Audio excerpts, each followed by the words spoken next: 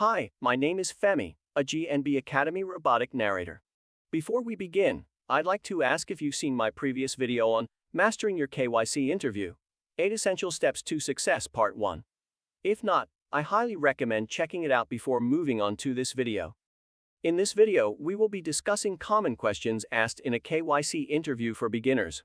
These questions typically focus on assessing your understanding of the KYC process and your ability to identify potential money laundering risks.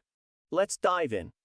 One common question you may encounter is, what is the difference between source of funds and source of wealth?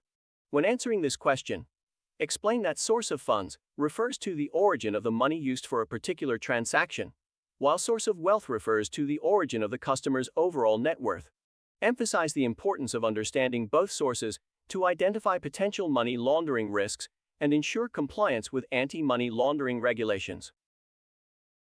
Another question you may be asked is, what is a politically exposed person, PEP? This question tests your knowledge of high-risk individuals who hold prominent positions in government or international organizations and are vulnerable to corruption or bribery. When answering this question, explain that PEPs are subject to additional scrutiny during the KYC process and may require enhanced due diligence measures to identify potential money laundering risks. Additionally, you may be asked about high-risk businesses or countries and sanctions. It's essential to understand that certain industries or geographic locations may pose a higher risk of money laundering or terrorist financing, and it's crucial to identify and mitigate these risks during the KYC process. Furthermore, sanctions are put in place to restrict certain activities or transactions with individuals, entities, or countries that pose a threat to national security or international peace.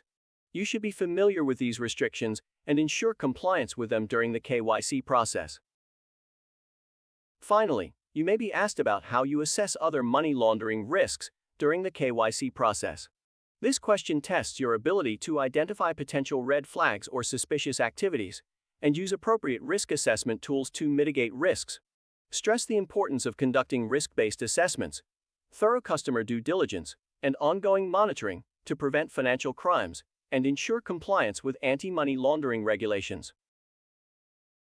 In summary, the key to success in a KYC interview is to have a thorough understanding of the KYC process, anti-money laundering regulations, and risk mitigation measures. Remember to provide clear and concise answers and demonstrate your attention to detail and ability to identify potential money laundering risks. Thank you for taking the time to watch our video presentation today. We hope that it has been informative and valuable to you.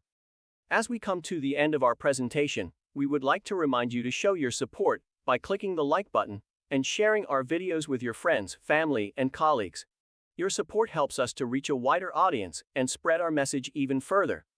We hope to see you in our next video presentation. If you have any further questions or would like to learn more about KYC and AML compliance, please send them to inquiries@grainblack.co.uk or visit our website at www.grainblack.co.uk.